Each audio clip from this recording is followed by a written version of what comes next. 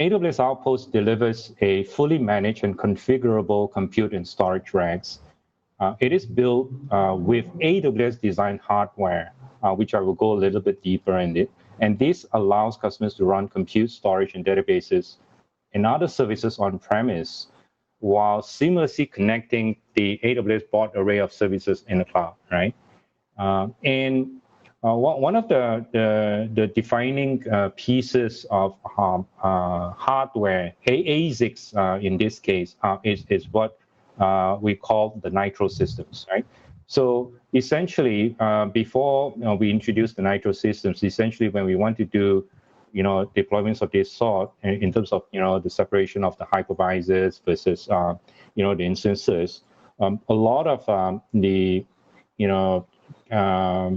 compute capabilities in terms of defining those hypervisors, the BIOS, and the security components and all that are actually taxing on to the same CPU or hardware instances that are provided in there.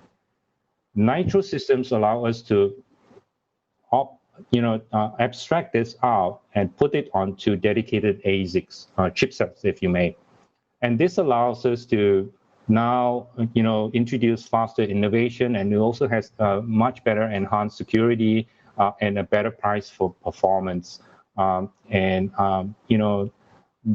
AWS Nitro system is the underlying platform for our next generation of EC2 instances that helps us deploy faster in terms of innovations and new instances for our customers. It also further reduces costs for our customers by maximizing the amount of hardware performance that are available rather than taxing it and processing it on the data plane. Yeah. And with AWS Outposts, customers can use the same AWS APIs, same control plane, same tools, and it's basically the same type of hardware that we have deployed onto the regions and that is not offered on-premise for the customers.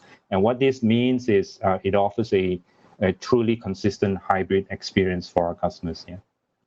Let me spend a bit more time now to go into specifics, right? So this is how a typical AWS Outpost rack will look like when delivered to our customer, yeah?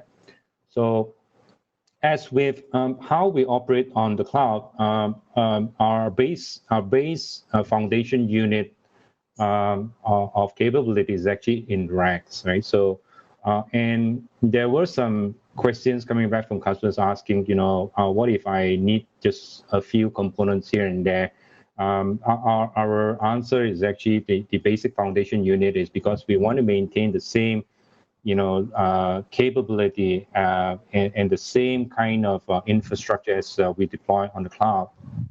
As with AWS Outposts, the rack is the basic unit that we deploy. Each of these rack is 80 inches tall, 24 by 48, and it's fully assembled. Yeah? It's fully assembled, ready to be rolled into the final position when the customer has prepared the location and